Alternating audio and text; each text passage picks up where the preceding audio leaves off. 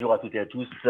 Plus vite que le cancer revient pour une deuxième édition. On revient encore plus fort parce qu'on va vous proposer encore plus de mobilisation, encore plus de moyens de comprendre ce qui est en train de se passer et de nous rejoindre pour être en bloc contre cette maladie. C'est pour ça qu'aujourd'hui, nous sommes en version Zoom. Je ne suis pas tout seul, évidemment. Je suis avec la tour de contrôle qui est la Ligue nationale contre le cancer qui gère cette mobilisation en ce mois d'octobre rose en les personnes de Christophe et Thomas. Bonjour les garçons. Bonjour tout le Steve. monde. Bonjour Steve. Bonjour Steve.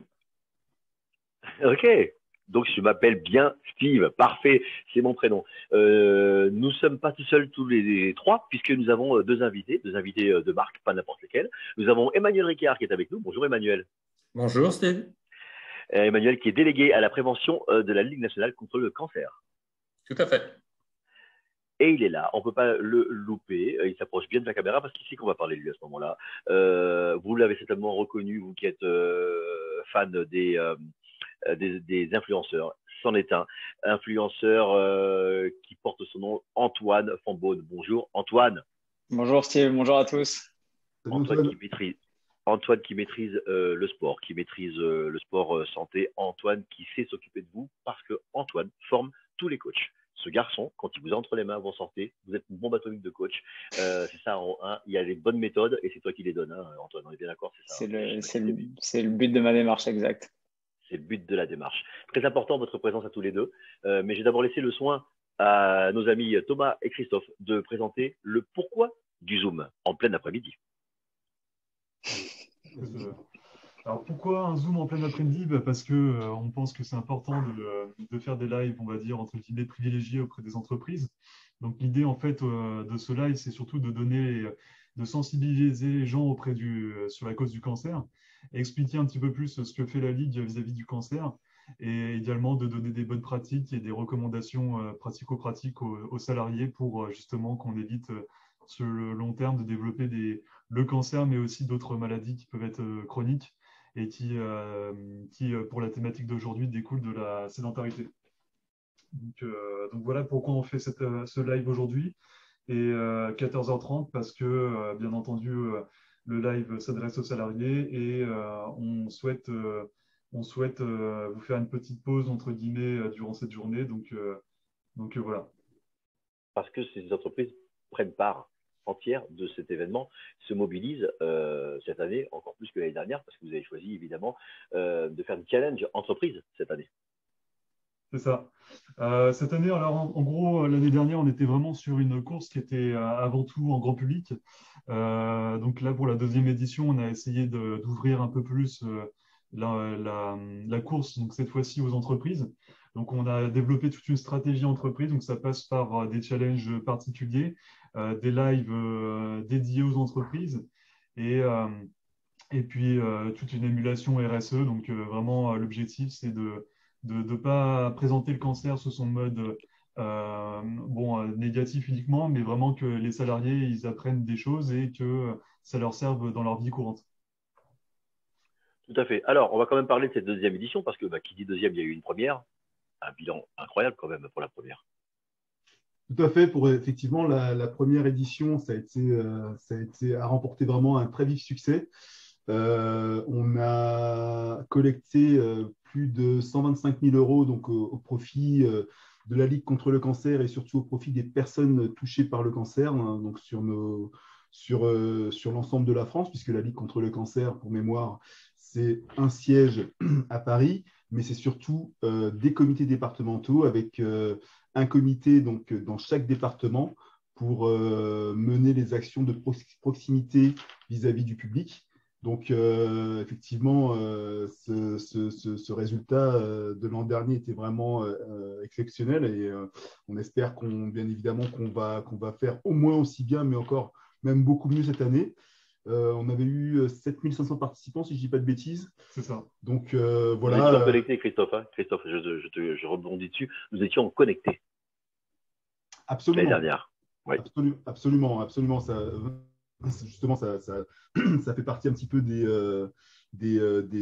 nouveautés de cette deuxième édition, à savoir que l'an dernier, c'était un contexte particulier en raison en raison de la crise Du confinement. et du confinement surtout. Mm. Cette année, on a la chance justement de pouvoir sortir de ça. Et donc, du coup, une des nouveautés de cette deuxième édition, c'était justement de permettre aux personnes qui souhaitent se mobiliser avec la Ligue contre le cancer, mais également de courir avec d'autres personnes et ne pas forcément courir seul de leur côté. C'est la raison pour laquelle cette année, donc, on a des événements présentiels, ça fait partie des nouveautés, au même titre que le fait justement d'offrir une expérience particulière pour les entreprises. Voilà, ça fait partie des nouveautés de cette deuxième édition. Magnifique. Et justement, on va le dire tout de suite. Non seulement nous sommes en live sur Facebook 3 fois par semaine, du moins cette semaine-là, plus ces fameux lives qui concernent les entreprises et les comités départementaux. Et on sera en physique pour la première fois parce que ça y est, Plus vite que le cancer a sa course en physique, sa vraie course officielle. Absolument, absolument. Samedi. Samedi, on donne rendez-vous donc à tous ceux qui le peuvent et tous ceux qui habitent Paris, l'Île-de-France et même beaucoup plus loin. Rendez-vous donc à Charletti donc à partir de 14 h, ouverture des portes 13 h pour que nous puissions courir tous ensemble dans la joie et dans la bonne humeur, avec tout un tas d'animations, avec des coachs pour s'occuper de tout ce qui est échauffement, avec une ambiance de dingue, de la musique, avec des stands de la Ligue contre le cancer. Bref, tous ceux qui veulent se mobiliser, mais qui ne veulent pas courir, encore une fois, seuls de leur côté, qui veulent courir avec d'autres personnes, rejoignez-nous donc samedi au Stade Charletti, vous serez les bienvenus. Ça va être un grand moment. Et enfin, comme on le dit, on sera ensemble. Ce qui a manqué à beaucoup de monde l'année dernière, que ce soit en sport ou dans la vie quotidienne, le lien, ce fameux lien. Et quand on parle de lien, moi je pense à vos 103 comités départementaux qui font un travail juste exceptionnel de proximité avec tous ces gens qui ont besoin d'une oreille, d'une écoute et de l'aide. Nous avons la chance d'avoir le délégué à la prévention de la Ligue nationale contre le cancer qui est avec nous, Emmanuel Ricard. Comment ça va, Emmanuel? Ça va, et toi? Moi, je vais très, très, très bien. Et vous remarquez, à côté, il y a un garçon qui danse. Je ne sais pas quelle musique il écoute, mais je le vois danser. Spécialiste de la nutrition, du coaching, du training, Antoine Fonbonne, pour ceux et celles qui nous rejoignent. Bonjour, Antoine. Bonjour. Un garçon qui danse pas, mais qui bouge parce qu'il a la bougeotte et qui travaille toujours le plus possible debout et en bougeant. Ça fait beaucoup de bien. Voilà. Et comme le dit Antoine, nous sommes debout contre la sédentarité. Voilà. Magnifique. Voilà. Je crois que là, ce live du moins ce Zoom ne peut pas mieux commencer. Et je vais me permettre de commencer avec toi, Emmanuel, avec la première question. Qu'est-ce que justement la sédentarité? La sédentarité, par rapport à ce que je viens juste de dire, c'est le fait de rester un peu trop longtemps assis ou allongé durant la journée. C'est-à-dire qu'on exclut les heures où on dort.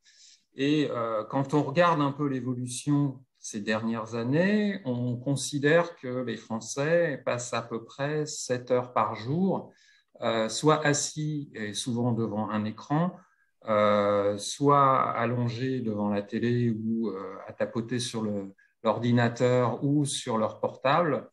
Et ça a beaucoup changé nos modes de vie et c'est ça qui nous préoccupe aujourd'hui, à la fois dans le privé, mais comme on vient de le dire, puisque notre web est pour les entreprises, aussi sur les lieux de travail.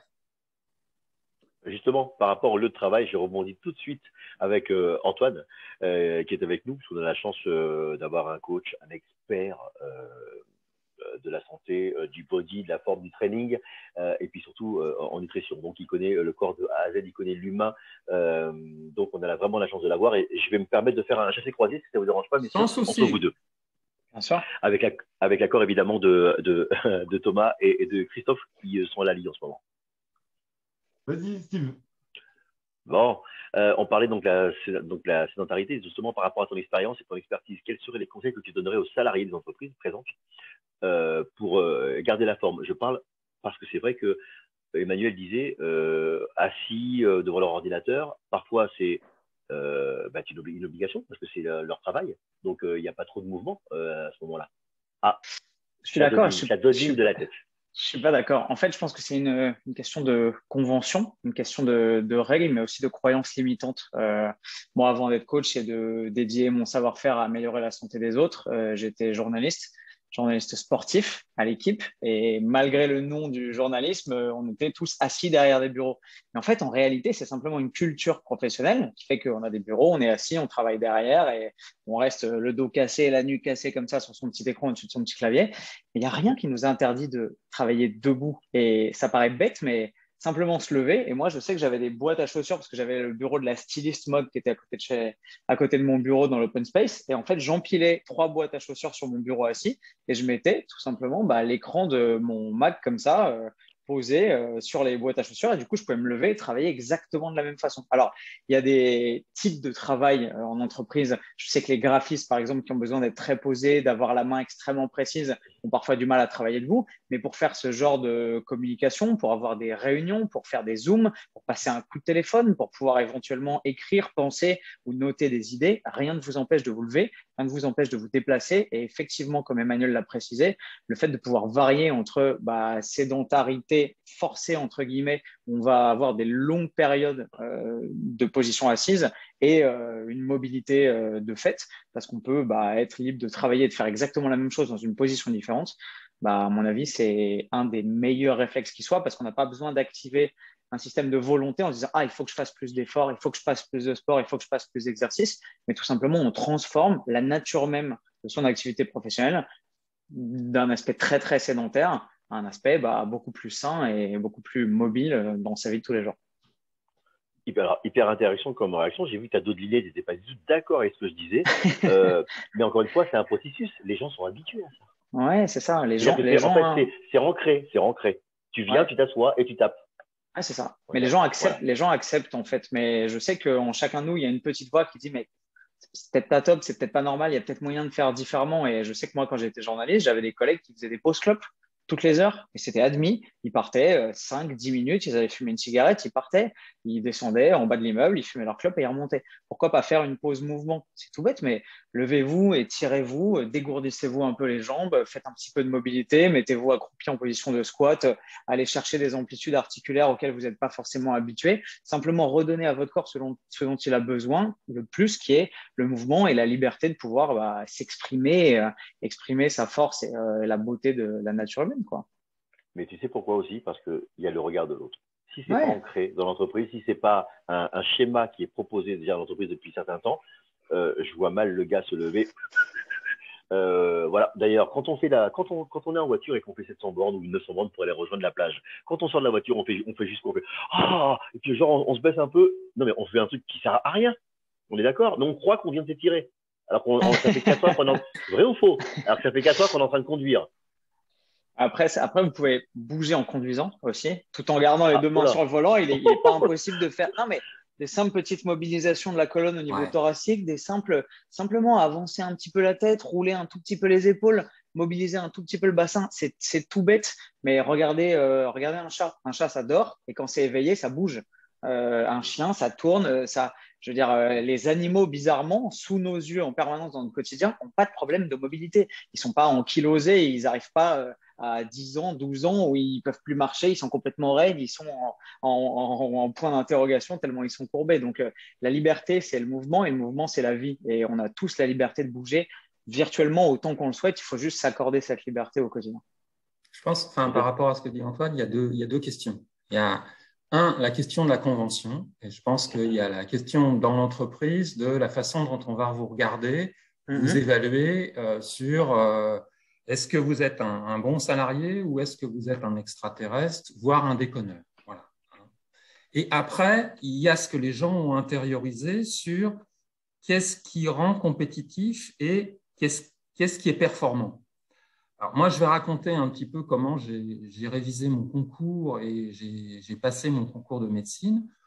On travaillait avec des potes, on sous-collait ensemble et on avait convenu d'une méthode qui était le matin, on bossait à réviser, c'est-à-dire qu'on était sur notre bureau ou debout à essayer de regarder ce qu'on avait mal digéré la veille et à ressasser nos trucs. Et l'après-midi, on allait par groupe de 2 ou 3.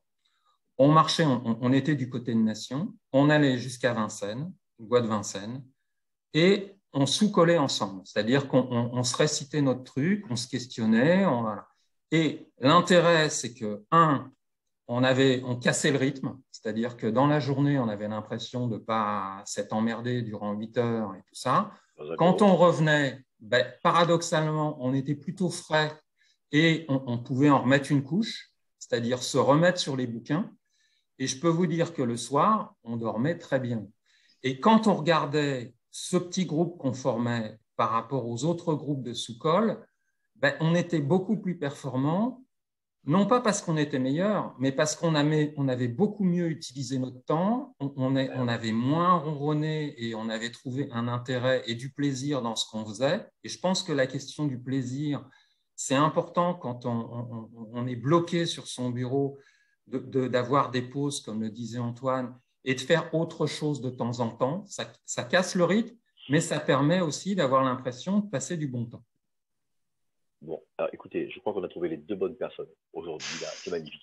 Vous êtes en ce moment en direct sur le Zoom de la Ligue nationale contre le cancer parce que c'est Octobre Rose, parce que c'est le mois de la mobilisation et c'est la grosse semaine, sachant que ce week-end, c'est le moment où vous allez courir, vous dépasser ou marcher contre le cancer. Et aujourd'hui, le thème du jour, le thème du Zoom, c'est la sédentarité au travail, quelle relation avec le cancer et les maladies chroniques. Justement, on parlait de cette sédentarité et tu parlais des exemples, Emmanuel, que toi tu vivais au travail et que tu mettais en place pour justement casser ce rythme-là.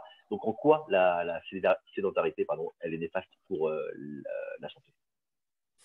Elle est néfaste parce qu'en fait, on est conçu pour marcher, courir. Au départ, on est à la fois des prédateurs, mais on est aussi d'abord des cibles. Et donc, on a un corps qui a été conçu pour bouger. Et aujourd'hui, avec nos conditions de vie, on l'immobilise, donc on lui fait quelque chose contre nature. En fait, nos muscles, c'est un peu comme notre cerveau, ils sont là pour bouffer des calories. Et ils bouffent des calories, y compris au repos, quand on ne les utilise pas.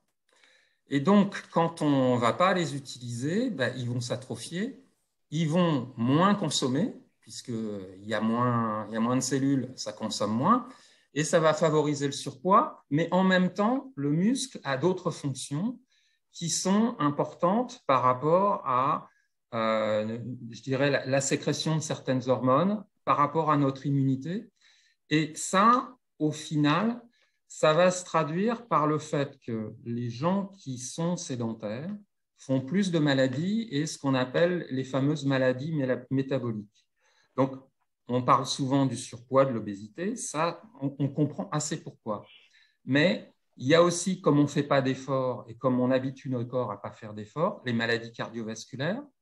Le fait de rester assis, ça donne de l'hypertension, paradoxalement, alors qu'on pourrait se dire, ouais, je ne bouge pas, je ne fais pas d'efforts, donc le cœur, il ne va pas pousser vite. Voilà. Sauf que le cœur, c'est un muscle qui a besoin d'entraînement. Donc, s'il n'est pas entraîné, il déconne. Et puis après, il y a les fameux diabètes, puisque comme on consomme moins, et un petit conseil qui n'est pas du sport, qui n'est pas de l'activité physique au départ, mais aller simplement se promener après manger, ça permet de niveler les pics d'insuline et donc les pics de sucre qu'on va avoir, et donc diminuer le risque de faire un diabète, puisque vous écrasez les pics de sucre que vous allez faire. Donc, c'est plus sympa pour votre foie et pour votre pancréas. Et Emmanuel, je rebondis, pardon Emmanuel, je rebondis. Oui, vas-y. La fameuse balade du dimanche après le manger, après le repas, mais qui est difficile à faire quand tu es en mode travail. Patron, je reviens, je vais digérer. C'est un peu plus difficile. Ouais, mais il y a combien de gens qui se prennent juste un sandwich? Et qui après fument leur clope et reviennent au. Voilà, donc dans le fait de manger ton sandwich, plutôt que le manger assis, tu peux te le manger en te promenant et prendre un peu plus de temps pour, entre guillemets, digérer. Voilà. Et un petit détour, ça ne fait pas de mal. Et ça favorisera aussi cette ouverture d'esprit, parce que tu auras moins l'esprit embué ou préoccupé, tu t'aères, quoi. Et puis, je pense qu'Antoine reviendra là-dessus avec toutes les histoires qu'il a commencé à évoquer d'étirements, d'exercices. Paradoxalement, le fait d'être tout le temps assis, ça provoque des mauvaises postures, ça donne des atteintes des muscles et des tendons. Et on a un certain nombre de pathologies qui se développent beaucoup là-dessus et qui ne sont pas très sympas de façon chronique et au quotidien. Je suis en train de vous écouter, de partager ce moment qui est instructif. Et je regarde en même temps la fenêtre Zoom de Christophe et Thomas qui, eux deux, sont assis et qui se disent mince, il va peut-être falloir qu'on bouge en les écoutant. Et peut-être falloir qu'on fasse comme Antoine, qu'on danse un petit peu. Les garçons, vous avez entendu, là, il ne faut pas rester assis. Alors, pendant le moment du Zoom, vous avez le droit de bouger parce que surtout, Emmanuel vous a dit que c'était un droit et un devoir de s'occuper de son corps. Comment vous sentez? Vous bossez beaucoup assis tous les deux, par exemple? Ouais, c'est vrai qu'on travaille pas mal assis, mais je pense que c'est un problème aussi qui peut-être, enfin après, j'ai pas les chiffres en tête par rapport à ça, mais c'est peut-être un problème de manque d'équipement vis-à-vis des entreprises. Parce que je vois par exemple à la Ligue, on a certains bureaux qui sont équipés, mais pas d'autres. Et même dans les autres entreprises, je pense qu'il y en a, ils ont peut-être pas les moyens, ou parce que je sais que forcément un bureau adaptable pour monter en hauteur, ça coûte un peu plus cher qu'une simple table basique. Donc, c'est vrai que peut-être qu'auprès du gouvernement, il y a peut-être des aides qui pourraient être octroyées pour certaines entreprises qui peuvent, je ne sais pas, c'est des pistes de réflexion qui pourraient être effectivement envisagées. Sauf Voilà, qu'Antoine, si je l'ai bien écouté, Antoine a bien dit, de nous-mêmes, on peut se construire, on peut se fabriquer notre univers. Ouais, ouais. c'est ça, Antoine. Ouais. Penser en dehors des carcans de la pensée acceptée et admise par tous. Sur Amazon, pour ne pas le citer, il y a des structures dépliables qui doivent valoir 40 euros qui permettent d'avoir ça sous son ordinateur. Vous le mettez en mode complètement plié quand vous voulez travailler assis et c'est comme un tréteau et ça se déplie quand vous voulez vous lever et vous surélevez le plan de travail de 50 cm et ça suffit pour passer de la position assise à la position debout. Moi, je faisais avec les moyens du pauvre et les moyens du bord à l'époque avec des boîtes de chaussures, mais c'est exactement la même façon. Effectivement, l'option des bureaux, pas pneumatiques, mais électrifiés, qui peuvent d'une simple pression sur un bouton passer de la station assise à la station debout, c'est génial.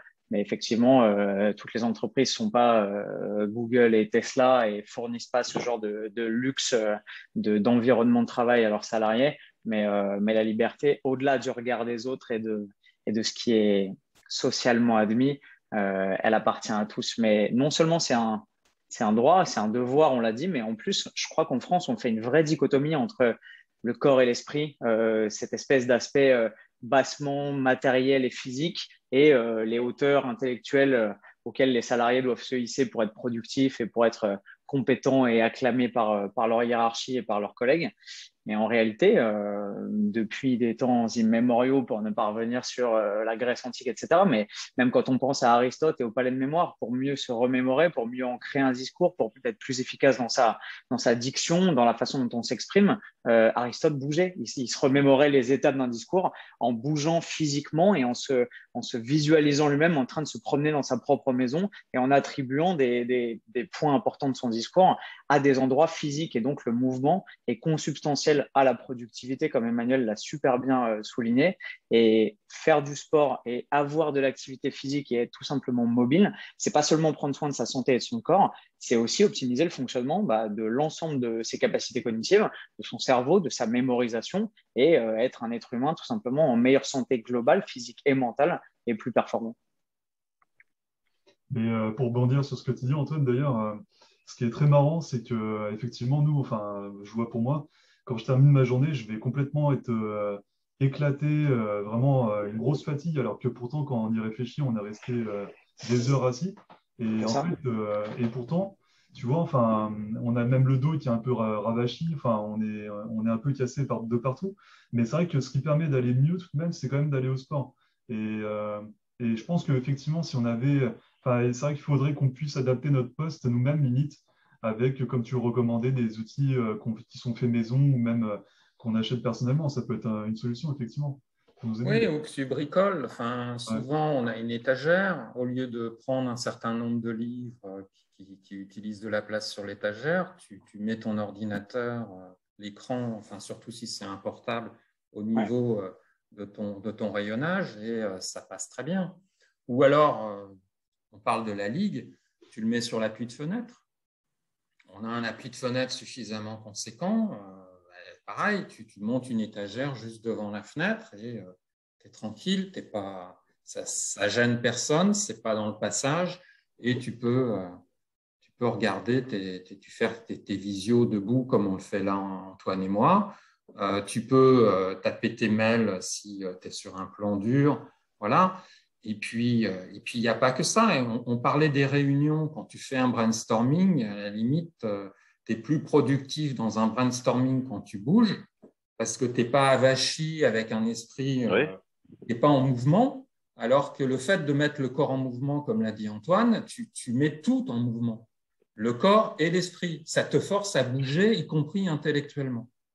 Par exemple, je suis celui qui fait la réunion. Je vous convoque tous en salle.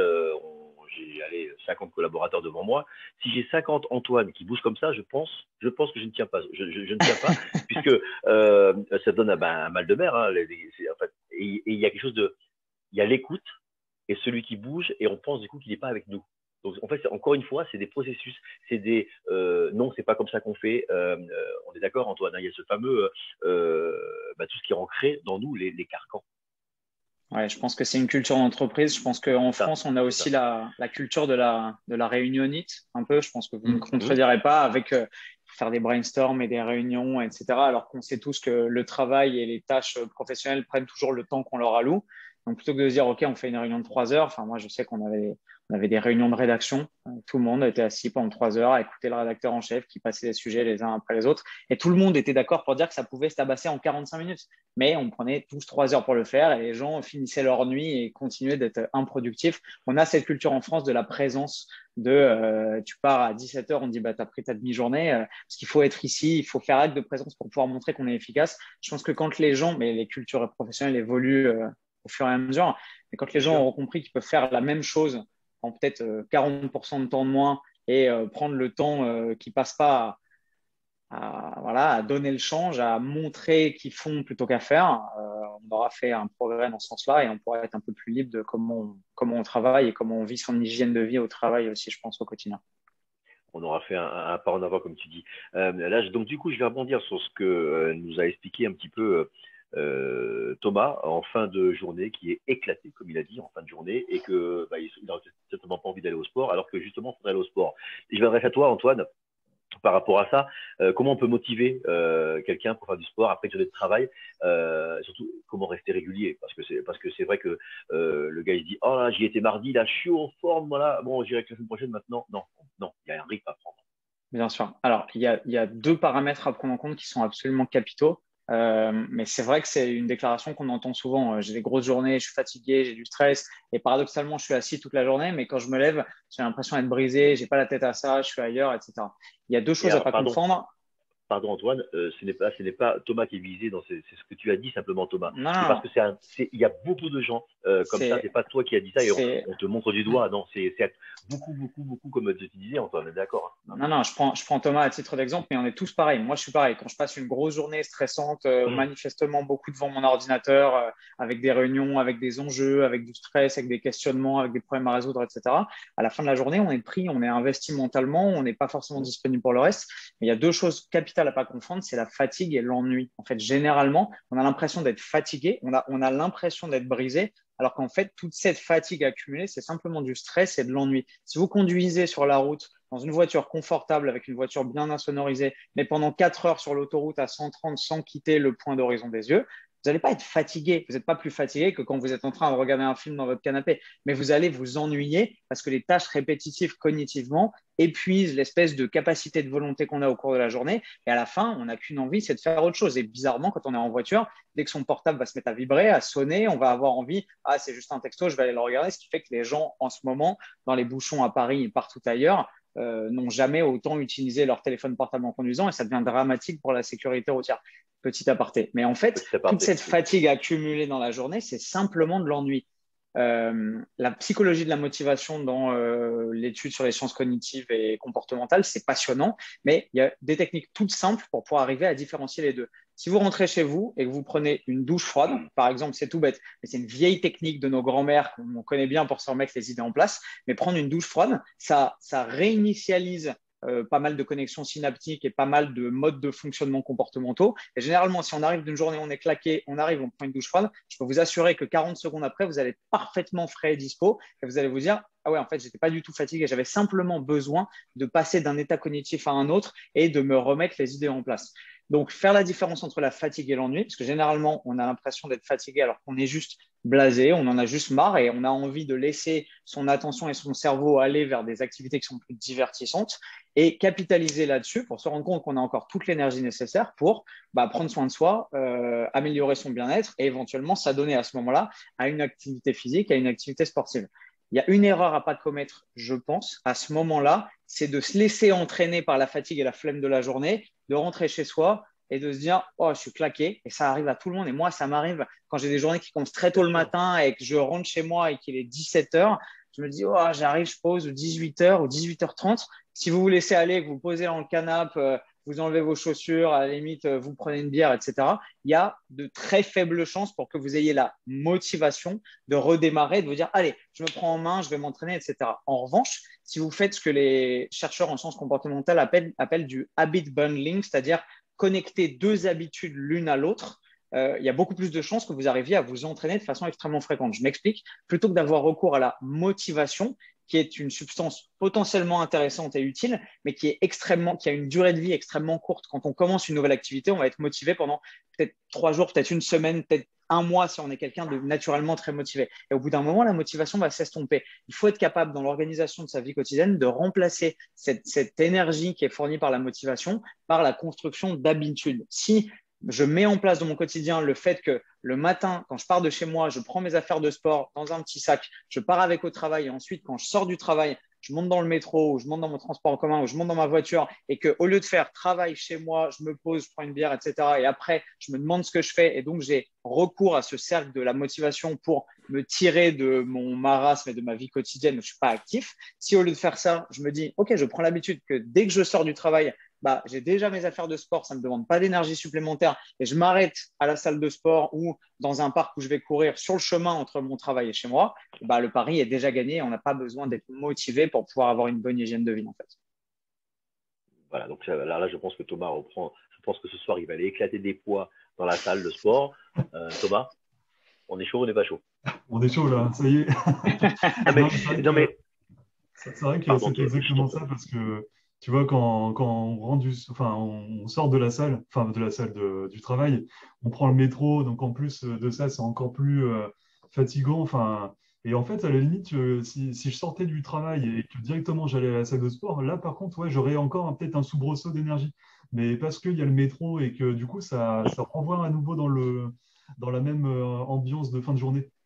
Bien sûr, et les entreprises qui poussent leurs salariés à améliorer leur bien-être l'ont bien compris. Généralement, les très bonnes entreprises qui fonctionnent comme ça, elles ont des salles de sport intégrées à l'entreprise, en fait.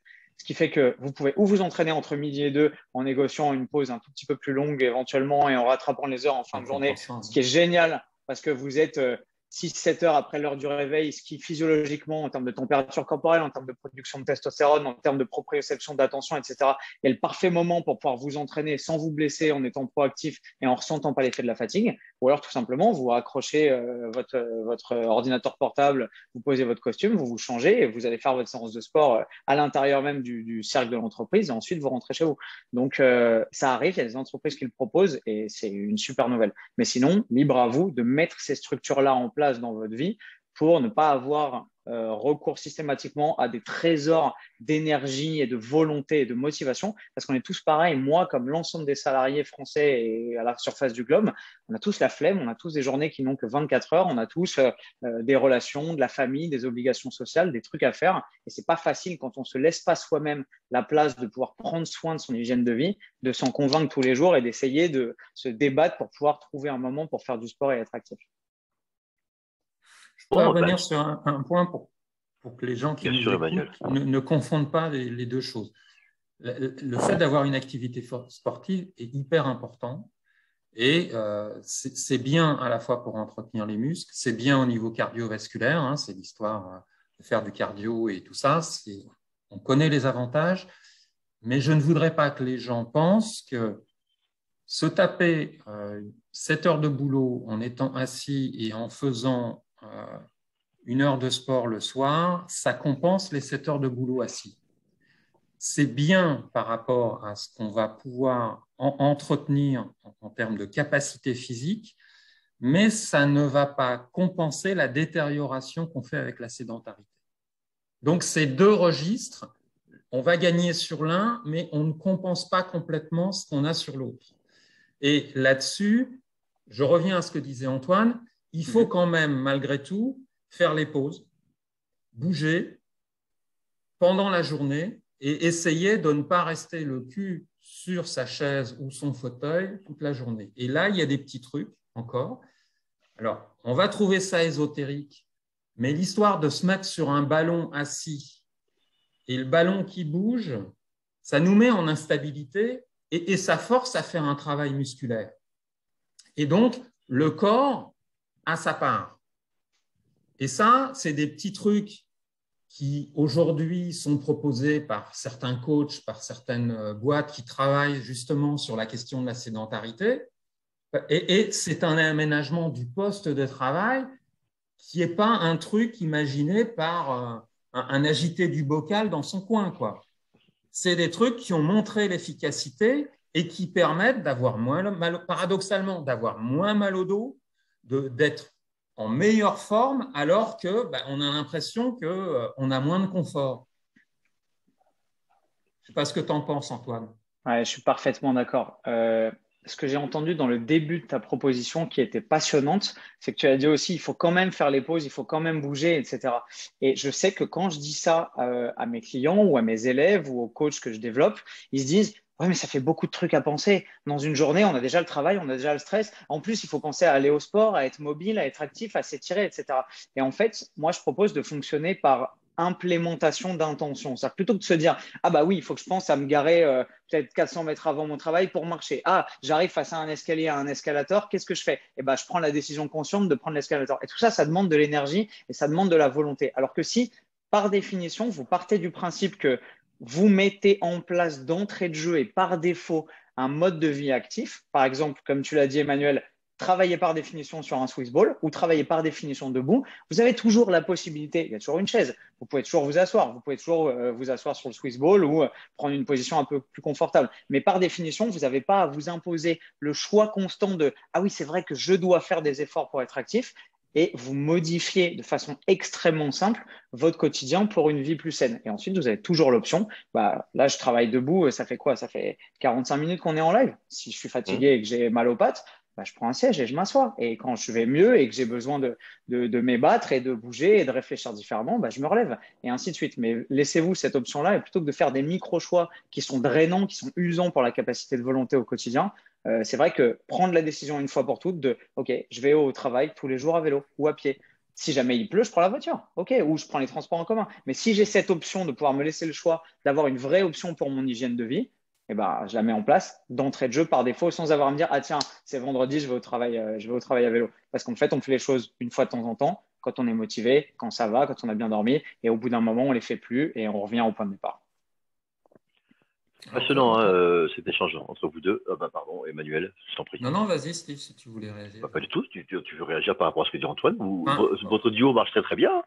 On considère que le télétravail, c'est plus catastrophique parce que les gens sont dans des situations professionnelles moins favorables, c'est-à-dire souvent ils sont assis sur le canapé, ils bossent, voire dans le lit avec l'ordinateur sur les genoux. Je pense qu'on a tous vu ça, voire vécu ça. Comme on vient de le dire, le fait de mettre l'ordinateur dans la cuisine, sur le bar ou de s'aménager avec des piles de livres sur le bureau ou sur la table du salon ou de la salle, son nouveau bureau, ça permet ça. Ensuite, il y a le fait des appels téléphoniques. Souvent au bureau, si on n'a pas un bureau individuel, on gêne les collègues quand on prend un appel. Mais quand on est chez soi et qu'on est tout seul, comme le disait Antoine, on peut on peut marcher, on peut se déplacer en téléphonant. Et là, c'est une autre façon de faire de l'activité physique qui paye qui ne demande rien, qui passe du temps parce que souvent, en plus, on a des appels qui peuvent un peu durer, quoi, hein, quand on a des trucs à raconter ou qu'il y a des collègues qui vous appellent parce qu'ils ne vous ont pas vu pour longtemps et qu'ils n'arrivent pas. Ou au boulot, moi, il y a un truc que je ne comprends pas. Les gens s'envoient des mails alors qu'ils sont 2 bureaux à côté, quoi. Se lever, pour la trace. lever son cul de Pour la son trace. siège et aller voir le collègue, hein, je pense que, sauf si vous l'avez vraiment dans le nez, allez lui dire bonjour, ça met une meilleure ambiance de travail. Et puis ensuite, vous faites du bien à votre corps, vous faites du bien à l'équipe et ça, je dirais, favorise les relations de travail dans la boîte, quoi. Voilà, C'est des alors là, trucs qui ne payent pas de mine, mais qui quand même, à la fois au niveau du mental et au niveau du physique, sont intéressants. complètement. Voilà, on en vient toujours au lien, à ce fameux lien qui est très important, qu'il ne faut pas casser entre les gens. Mais là, quand tu dis les mails, c'est vrai que beaucoup sont obligés de laisser des traces de leurs échanges et ça passe par les mails, quoi. Voilà. Mais un petit bonjour, oui. On est d'accord, le petit bonjour, c'est parce que je pense que tu ne peux pas piffrer le voisin d'à côté. Je pense que c'est pour ça que si tu l'envoies par mail, je pense que. Et parfois, ça peut aider du coup, hein. Ouais, mais enfin, j'entends et je suis parfaitement d'accord avec ce que tu dis par rapport à laisser des traces ou faire un résumé qui permet d'asseoir une situation et de tranquilliser tout le monde. Mais il y a quand même des échanges, tu as l'impression que les gens, ils sont en dialogue, quoi. Non, enfin, je veux dire, alors s'il y en a 4-5 qui sont dans la boucle, pourquoi pas? Mais des fois, quand c'est 2 qui sont face à face, enfin, je suis désolé. Très bien. Alors là, donc, je pense que ce sera un autre débat qu'il faudra ouvrir, Monsieur Thomas et Monsieur Christophe. C'est comme l'a parlé tout à l'heure de Antoine. Là, vous êtes là en direct sur ce Zoom grâce à la Ligue contre le cancer, c'est la mobilisation. On l'a dit au Treuble Rose. Notre sujet du jour, c'est la sédentarité au travail. Et justement, par rapport à la sédentarité, Emmanuel, je pense que tu es chaud là, donc on peut continuer avec toi. C'est un vrai fer de lance, un vrai combat, une vraie bataille. Pourquoi s'intéresser à la sédentarité? Pourquoi j'ai pas entendu la fin? Pourquoi s'intéresser à la sédentarité? Parce que, nous, par rapport au cancer, d'abord, on sait que l'activité physique, c'est important. C'est important parce qu'on a vu qu'en préventif sur des choses comme le cancer du sein, le cancer du côlon, avoir une activité physique régulière, ça vous protège et ça vous diminue le risque de 30 à 40%. On sait que c'est avant le cancer et c'est la même chose pour les personnes qui ont un cancer, qui sont sous traitement, parce que ça diminue la fatigabilité, ça diminue, ça augmente l'efficacité des traitements et ça va diminuer le risque de récidive. Donc, c'est tout bénef. Par rapport à la fatigabilité dont nous parlait Thomas tout à l'heure, c'est vrai que le fait d'avoir un entraînement régulier, ça aide le corps à supporter. Et c'est pour ça que cette sédentarité, en fait, c'est un trompe-l'œil qui fait qu'on perd en résistance. Et le fait de ne pas mobiliser notre corps, on a des études qui montrent pour les gens de 65 ans qu'ils ont une mortalité qui est augmentée dans les 3 ans qui suivent. Donc, pour les gens qui veulent prendre leur retraite et profiter de la retraite, je parle aux gens qui sont en entreprise et qui souvent parlent de la retraite, le fait de diminuer la sédentarité, c'est s'assurer une meilleure retraite derrière. Voilà. Et ça, on le sait pour toutes les maladies que j'ai citées, pour le cancer, et c'est vrai en termes de mortalité, mais c'est aussi vrai en termes de vie sans incapacité. C'est-à-dire que les gens ont une meilleure vie, ils ont moins de problèmes d'arthrose, ils ont moins de problèmes de surpoids, donc ils ont des articulations qui sont en meilleur état, ils ont moins d'hypertension, donc le corps va vous le rendre. Le fameux sport santé. Le fameux sport santé, et pas du sport au sens intensif, mais le sport au sens... on fait beaucoup la promo du yoga, des activités douces. On est là-dedans. On rigole quand on voit les Chinois qui dansent dans les parcs, qui font... Mais Je veux dire, c'est… il y en a en France, il y en a en France, il n'y a pas que les Il y Chinois. a des choses là on les à voit, apprendre. Le fait d'aller danser, on rigolait d'été dansant, on trouvait que c'était un peu kitsch, mais je crois qu'il y a des gens qui font de la salsa ou mais C'est la même quand chose, on c'est la sait même chose, bien sûr. l'activité physique que c'est danser, Ouais. c'est tout bénef.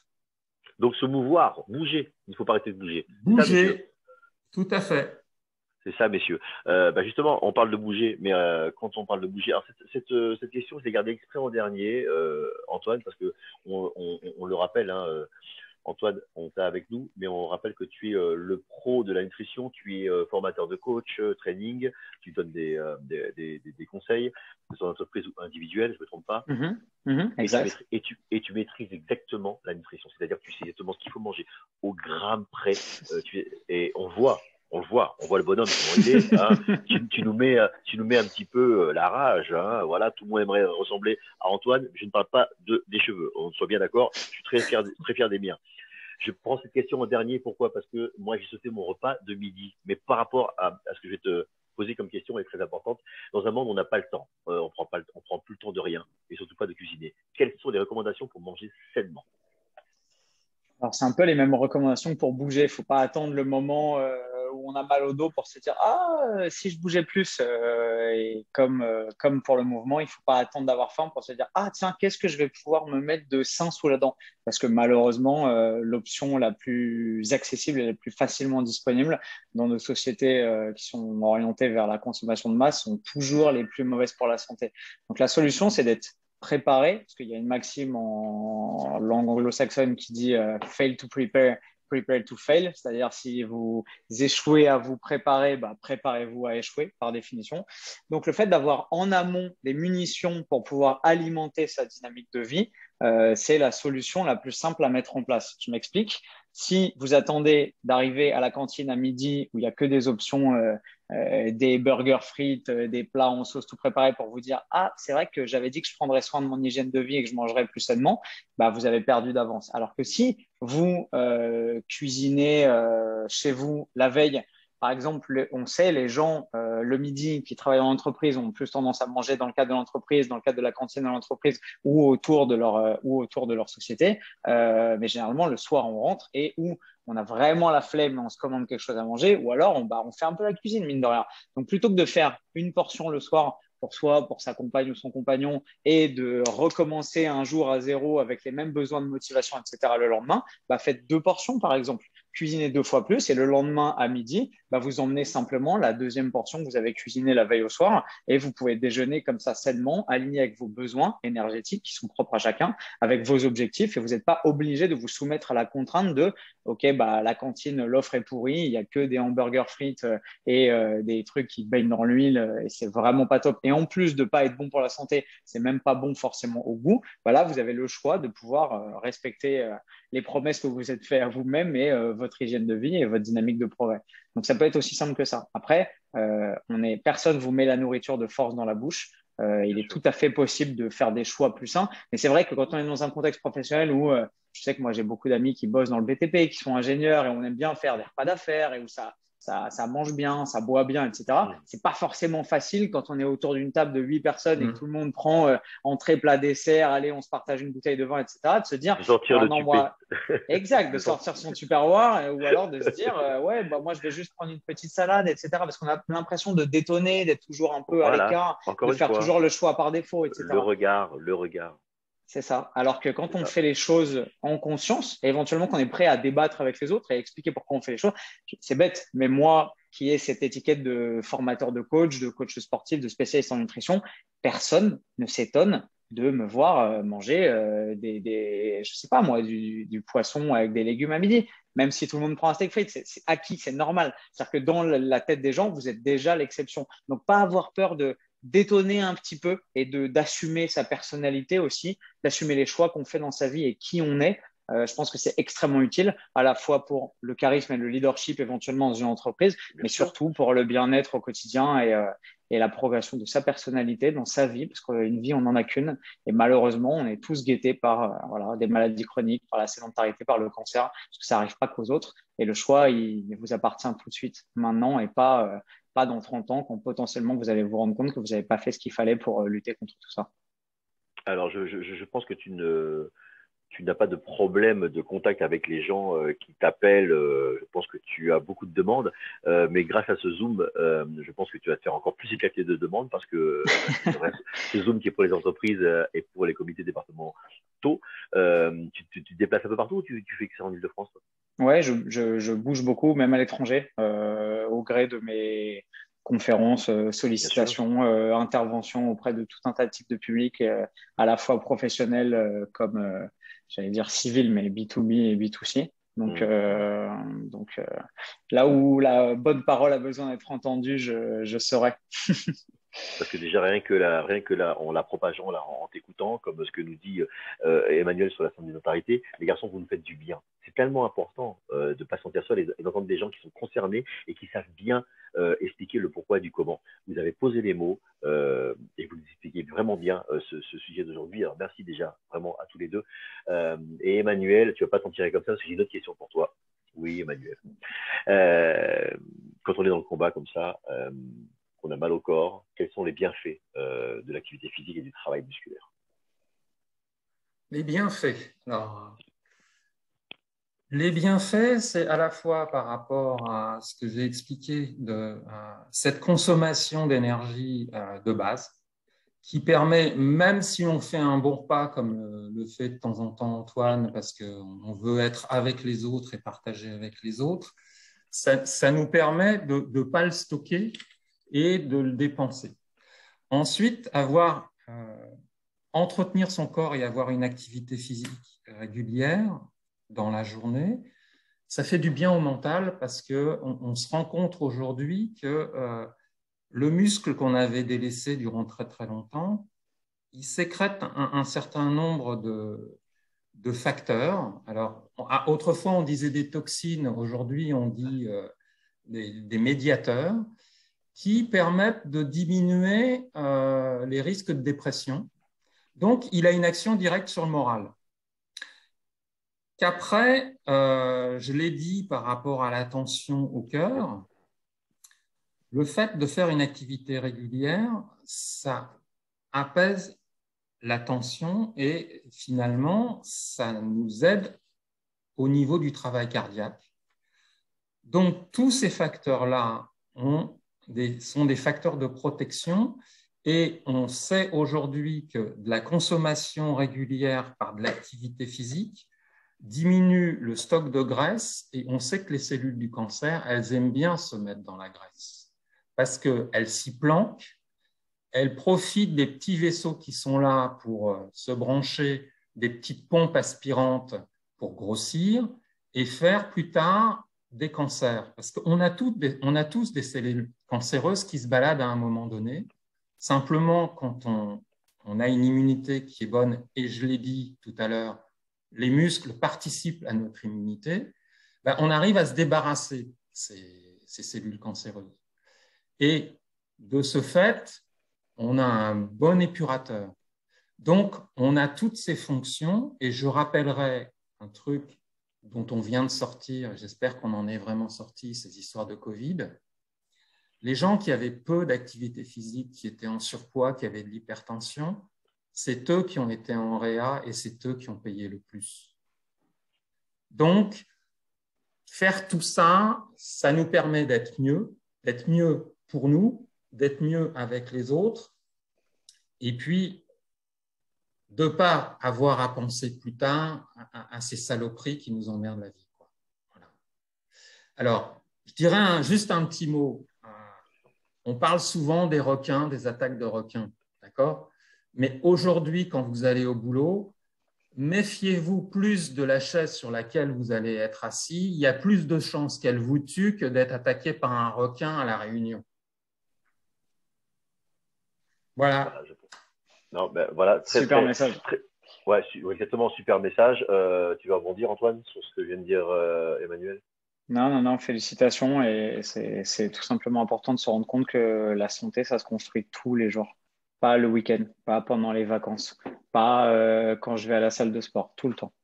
Et vous vivez avec votre corps qui est le véhicule de votre liberté en tant que personne. et il est capital de l'entretenir pour pouvoir jouir de sa liberté d'homme et de femme pleinement. Mais les garçons, vous avez conscience quand même que l'humain, je vais vous prendre un exemple, par exemple, on est sur l'autoroute et puis l'essence se met comment on appelle ça? Quand on Sur la sait qu'on n'en réserve. a plus, la réserve. Elle Mhm. clignote. Qu'est-ce qu'on se dit? Mhm. Je peux encore rouler. D'accord? Toujours, toujours. Voilà, on peut toujours encore rouler. Et qu'est-ce qui se passe à un moment donné? Ah, eh ben voilà, il n'y a plus d'essence. Et c'est la même chose, on se dit toujours, j'ai le temps de le faire, ou alors c'est pas le moment, ou alors, ouais, il y a toujours ce problème. On est pressé. Quand on part, par exemple, de ce fameux trajet qu'on a fait, on n'a qu'une envie, c'est d'arriver à la maison et pas passer par la comparaison parce on l'a pas prévu ça. Vous voyez ce que je veux dire? Et c'est ce que tu racontais tout à l'heure, ces fameuses choses qu'on doit imbriquer pour que tout se passe bien et qu'on soit mieux. Donc vraiment, vous nous avez éclairé aujourd'hui tous les deux. Emmanuel, Antoine, merci infiniment. Vraiment, merci avec Merci à vos vous. mots, avec vos messages qui sont très forts, surtout celui du requin. Et d'ailleurs, à ce propos, je vais donc finir debout ce live parce qu'il est hors de question qu'un requin me bouffe. Voilà. Christophe, Thomas, nous sommes à quelques secondes de la fin, à quelques minutes de la fin de ce Zoom. Messieurs, conclusion.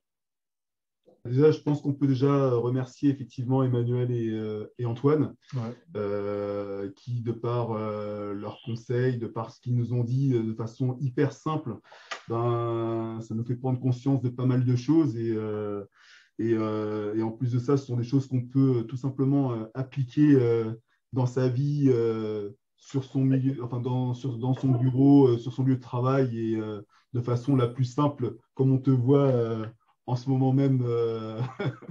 Voilà. Donc, merci beaucoup pour tout ce que vous nous avez apporté, pour tous les conseils que vous nous avez donnés.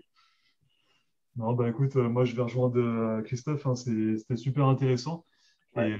Et on voit vraiment que vous maîtrisez chacun vos domaines. Donc clairement, bah, il n'y a plus qu'à pour nous, il n'y a plus qu'à appliquer. Il n'y a Donc plus qu'à appliquer. On On est se d'accord retrouve la aujourd'hui. semaine prochaine, Thomas. avec plaisir. Avec plaisir. Ça veut dire que tu vas devoir lui dire ce que tu as fait. Hein. Tu n'as pas intérêt à rester assis. Hein.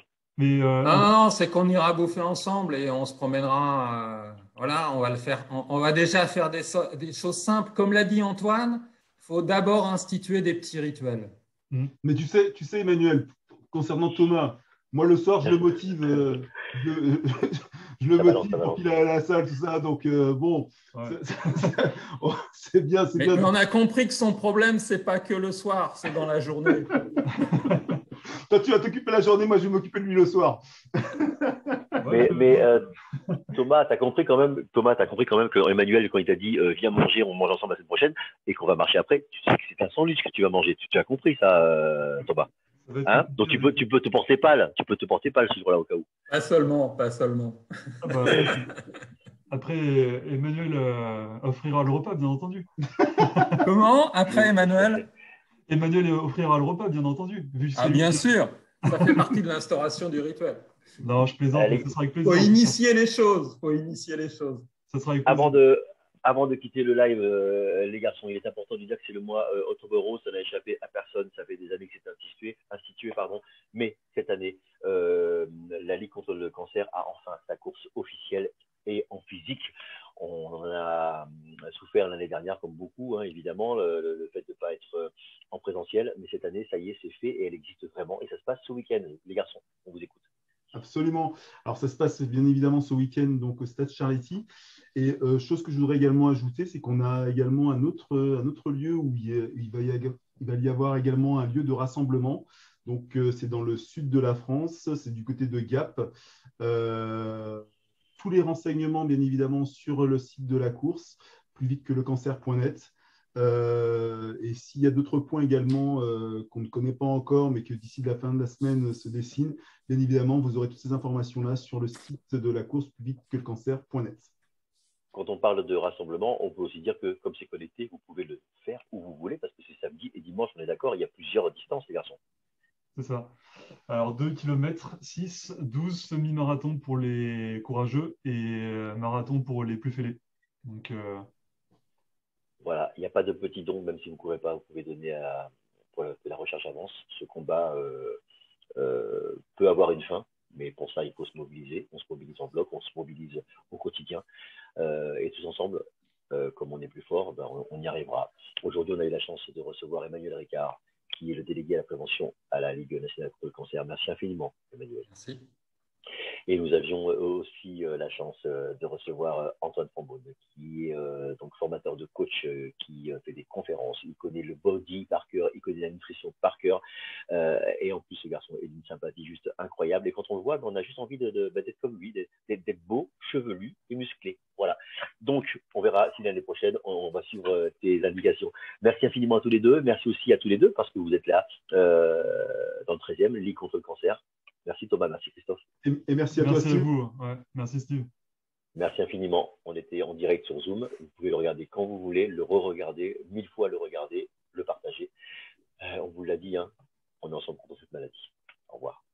Bonjour à tous. Au revoir. Au revoir.